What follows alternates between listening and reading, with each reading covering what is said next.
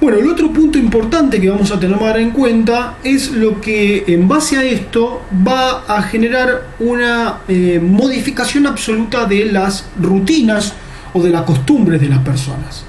Las personas acostumbradas a una vida más errante, si se quiere, menos organizada, una vida de ocio, pero no del ocio como lo conocemos ahora, básicamente no hacer nada, sino del ocio que da lugar a la aventura, si se entiende, es decir, ante el tener espacios desorganizados, la improvisación y la aventura era algo básicamente de día a día, era lo que va a llamar Walter Benjamin la experiencia física.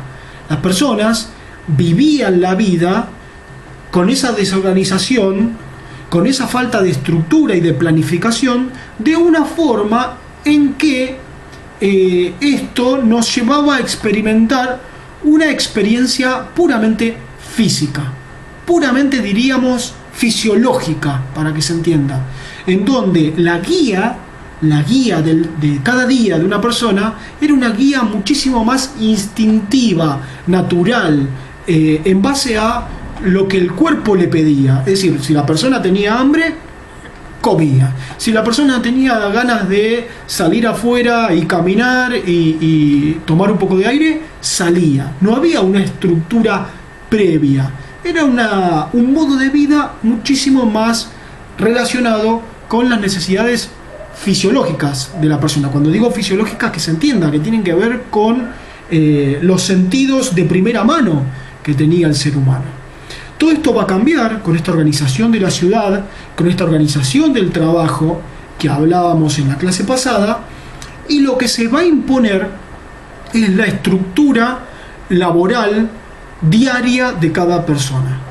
De alguna forma, esta estructura va a alterar esta, si se quiere, experiencia física, y ya la persona no va a vivir en base a lo que sus instintos o lo que sus impulsos o necesidades de primera mano le piden.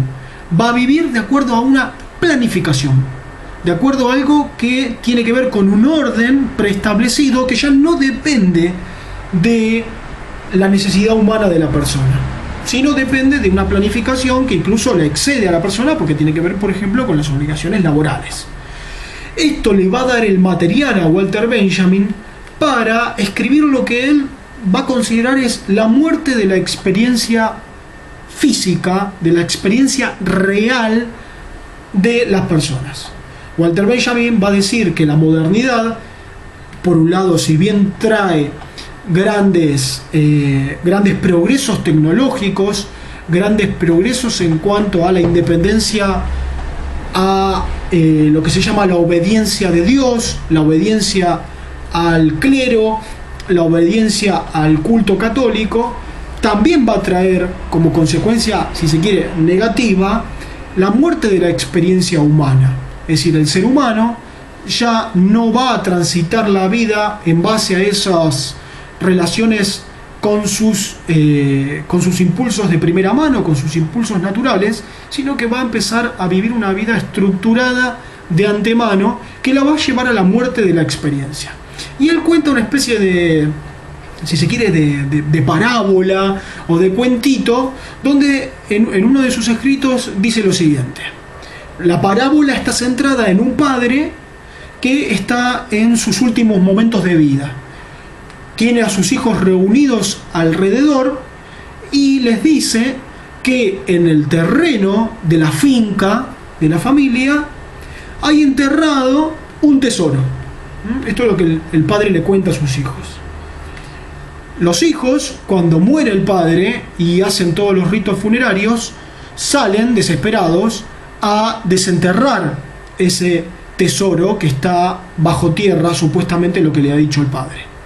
Excavan durante días, remueven la tierra durante días, pero no aparece nada. Llega un momento que los hijos se resignan.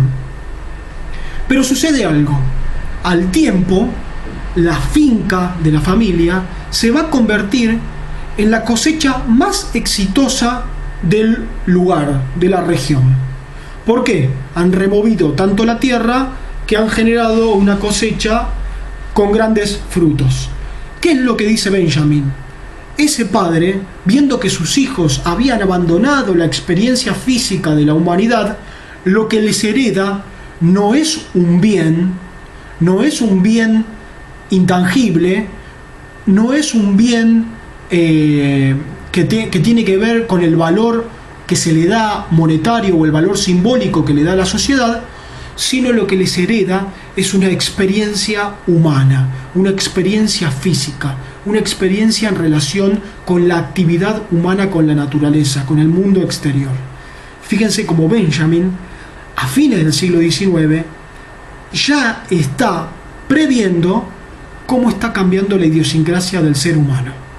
Bueno, este relato pinta de cuerpo entero un poco qué es lo que su pensamiento, qué es lo que el filósofo, sociólogo, está empezando a ver en cuanto a los cambios de la sociedad humana.